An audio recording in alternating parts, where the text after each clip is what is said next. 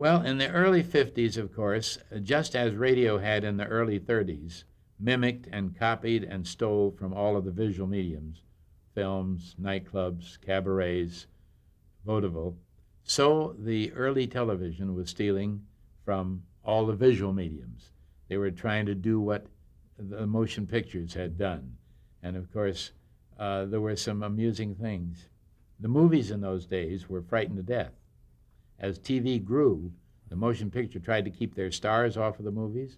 They wouldn't let their stars appear, even to plug their pictures on the movies, which is short-sighted. On the television. On television. Yeah. And I'll tell you a little funny story. I was doing all the commercials in those days. I had 2 or 3 different things than anybody else in Hollywood who was a star at that time. Number 1, I didn't have an agent. Number 2, I didn't have a manager. Number 3, I did the commercials.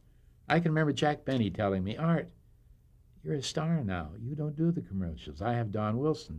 You have somebody to do it. And I said, Jack, I made my name in this business selling.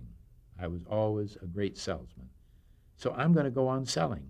I don't want the people turning off to something else or going to the bathroom during the break. So I always did the commercials. Now, one of the great breakthroughs in the motion picture TV war occurred around my shoulders. Very interesting. I haven't thought of this in years. Warner Brothers broke the sound barrier and said, we will accept filming on our lot of television things. And to start with, we'll start with a commercial.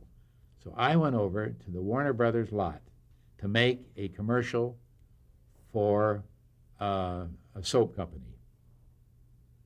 But they didn't understand the difference between the business.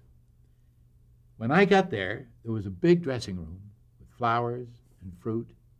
I had an Oscar-winning cameraman. Perce Westmore and his people were making me up.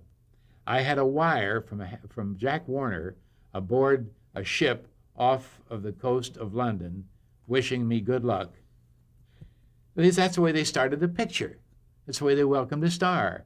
And they did it for a commercial that I would do on my way to the bathroom, you know. And that was how it changed.